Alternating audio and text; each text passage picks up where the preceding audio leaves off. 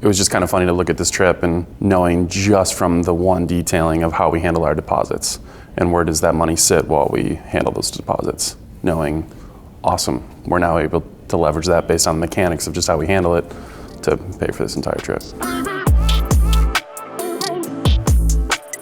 Anthony, welcome to the Contractor Coalition in the Windy City. You were in Minneapolis the first time, right? Correct. Was that a year and a half ago? Just about, yeah, I think it was June or May, something like and that. And it was funny because you had stopped by our office. Was it the next weekend or the weekend before? When did you stop by my office? Couple days afterwards. Oh, but after, yeah, because you were still in town. Yeah, and because I grew up in the West Metro, and so was able to stick around. Seeing you, wasn't at the airport. Where were we on the way here? It was before we even started. Oh, it was during the house tours, or right before. And I'm going to ask you this question. We were on the bus. And you're sitting in the back row. We're in the back. We're talking, and you brought your trimmer, your CFO, and your operations manager. Correct. Yeah, we brought the whole squad. You got the whole squad, and you have to share the story in your words. But in short, it was like, I paid for all of this because of the one thing I learned. That story was super impactful and super cool to hear. Well, there were many, but it was just kind of funny to look at this trip and knowing just from the one detailing of how we handle our deposits and where does that money sit while we handle those deposits. Knowing, awesome, we're now able to leverage that based on the mechanics of just how we handle it to pay for this entire trip. It was, from our point of view, Brad Morgan, Nick Tyler, and I, to hear that the one thing you heard, that of many other things you heard, you're like, I brought my whole team and you paid for it. Yeah. Thank you. Oh. That's just super cool to hear. It's just like actionable things that happened immediately that affected your bottom line, that allowed you to bring your team. Now, speaking of which, it's always cool when someone comes back a second time and they start bringing more of their team. Yes. And we have a lot of plans. We had a 2-hour leadership meeting on before we started the home tours here in Chicago about things that we want to do, where we want to go with the Contractor Coalition Summit, and the alumni and their teams is going to be a big part of it. What are your teams saying right now after having been in day one? It's a core tenet of this entire coalition is 1% better, and we talk about that all the time. And yes, went to this a year and a half ago, but in talking about it internally, everyone has questions. Well, how would we do this differently, or what's the mechanics of that, or the nuance that goes behind it? Like, you guys should come. We should all go together. And that was kind of the spirit behind bringing everyone. Because a lot of us have this. I know I do, to my poor team. Like, anytime I go to IBS or I go to an event or I come back all energized, all these ideas. And I'm not alone. Every owner seems to have a similar profile. You come back to your team and your team's like, great, Anthony's got 27 things he wants us to change. When you went back from Minneapolis, what was your team's reaction to some of the things? And I'd love to hear your point of view. What were some of the, maybe a couple things that come to mind that you did change, and how did that affect your business? Well, there's a lot, but you have to start with kind of laddering things up to what are the broader objectives for the company. And there's some things that you really want to implement and do that you're like, all right, we're going to put that in the parking lot. We'll come back to it later. But for us, just even starting with how we do contracting better, more specifics in regards to just how we handle deposits, calling out our rates, more nuance in the scope of work itself. Just everything got tighter, more clarity for clients. It was pretty night and day. As a result, are you more profitable then because of it? Tremendously. Yeah. And even certain things that, again, before we would just include in our general contracting fee, now those things are coming above the line. General liability, charging for software separately. A lot of kind of those core mechanics that before we were like, oh, well, this is just part of overhead. It's like, well, we wouldn't have had that cost otherwise had we not said yes to this job. So let's break that out so we better understand the inputs of taking on this project, and it's been pretty smooth. Mm-hmm. You had mentioned before we started rolling, or maybe right when we rolled, so you met Reese Barnes in Minneapolis, was it? Or where did you first get introduced to Adaptive? In Minneapolis. In Minneapolis. Yes. And you were just saying how you're basically your office manager. I assume they're no longer there? They're no longer there. They were very resistant to change.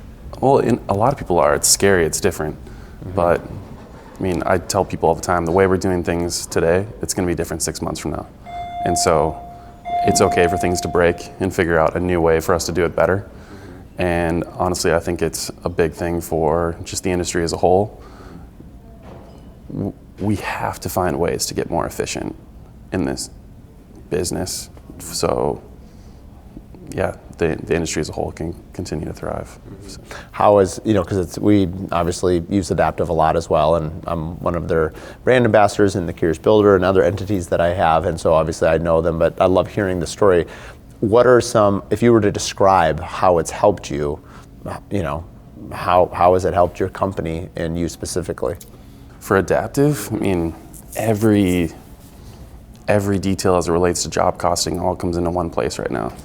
The way we code things, approve things, can better quickly review them, so if something needs to be adjusted and we need to get back in touch with a sub before the end of a month, we're not holding up our job costing. I mean, it's just the whole operation of it is so much tighter. Our team now, weekly, we go in and approve and review everything. We don't wait for one to batch it all together, in one fell swoop at the end of the month, which is what we used to do. And now it's just more of this ebb and flow, and something comes in and it's like, hey, this doesn't sit right. I'm gonna follow up with the sub quicker. Yep. And just the mechanics of it are just faster. The speed of information's quicker, which keeps you in time quicker. Are you cost plus? We are. Yeah. So then you've heard Reese say this 1,000 times. You can't plus, but you don't cost. Yes. Exactly. It's like a bumper sticker, man. I should make a bumper sticker for him, because that would be a pretty good one, actually. He'd rep it for sure. He would. I should copyright that one. Probably already is. What the conversations that are happening, this is your second time.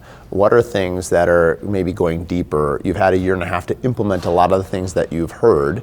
How, when you hear it now a second time, the first time drinking through a fire hose, it seems like everyone has a very similar experience. They're like, wow, this is a lot of information. Second time through, what's it like? Especially having the team here, there's a lot of aha moments where it's like, hey, I've heard you talk about this, but now hearing it contextualized from other people, they're like, now I get it. There's a lot of pieces that, just whether it's setting expectations with clients or speaking through the nuances of how you'd handle, an unexpected cost that comes up, it just spurs a whole bunch of new conversations that with the team that we brought here. So, what were the expectations that you told the team before you came? Or did you say you didn't put any expectations on it? No, we definitely put expectations. I mean, it was once you'd come into it with an open mind, challenge. I mean, come prepared with the biggest things that are hurdles within your own respective role and for us as an organization. Because we're continuing to grow, but we're trying to grow in the right way.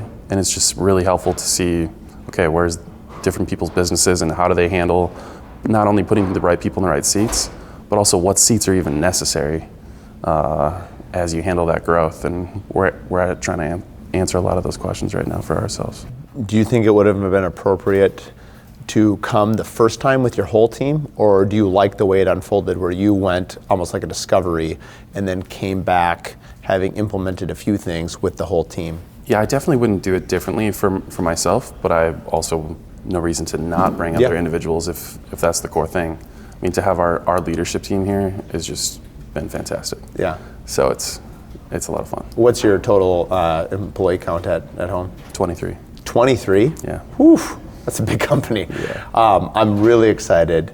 Actually, we should have you on the podcast. Say like 3-4 months from now. Let's do it. And we will, because I would love, and maybe even your whole team. We'll do it on the Contractor Coalition Contractor Coalition Summit podcast.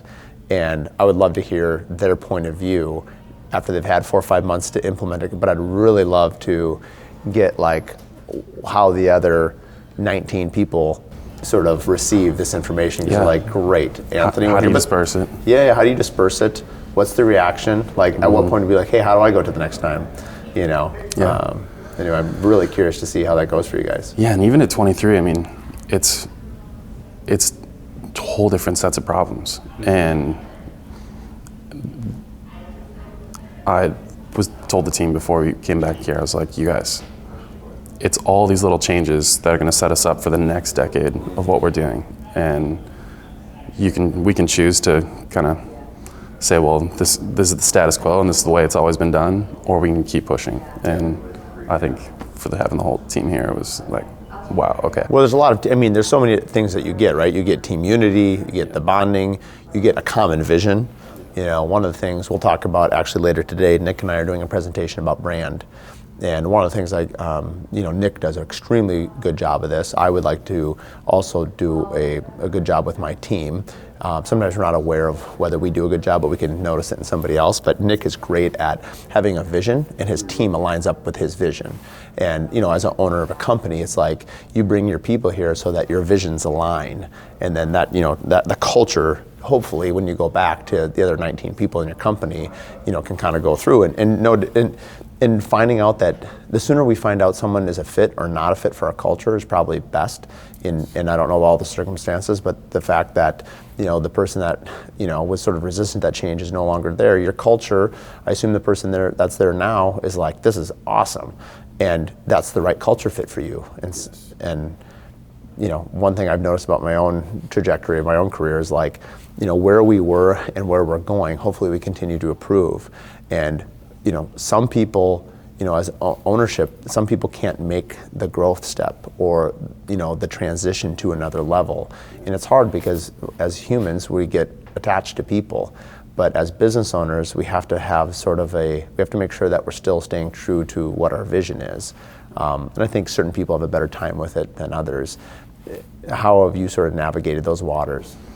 Well, I tell people all the time, vision or your why, when things aren't going well at work, or the mission feels fuzzy, or just the road is bumpy, your why is why you get out of bed in the morning. The vision is what keeps everyone energized and gonna bring your mojo every day to work and be like, all right, let's keep going. Right. And if we've spent a lot of time on that and highlighting all the community pieces and why we're doing this, and having that North Star so everyone's rowing in the same direction has just been night and day. Mm-hmm. And from there, I use the analogy with the team of just like any athlete, professional or not, you have coaches that help you refine all these little pieces of how you go about every aspect of your day-to-day. Mm-hmm. And this is no different. And the why is great, but all the mechanics that go with it are great. Yeah. How, when you look at, the leadership, we're all different personalities. Mm-hmm. What is your perspective on the Contractor Coalition Summit? Less about the details and more about the atmosphere and how we make people feel, or how you feel speaking to everybody here. I guess what's kind of the culture of it from your point of view? I feel more like I'm showing up to another day at the office with people that I'm familiar with, and feels more like a family than it does showing up to a traditional summit, because I don't even know that that's the right word to best describe the Contractor Coalition. Mm-hmm. It's much more intimate, and that's one of the main reasons why we're back. Mm-hmm. Well, we'll hope to see you next time too. We're gonna be we're coming out west. We've got Denver up next, and then I think we're going to Charlotte. Okay. Yeah. Excellent. And you still need to make the Montana trip happen too. Oh yeah, we're the boot camp, Zion. Actually, my tricky thing is trying to find out.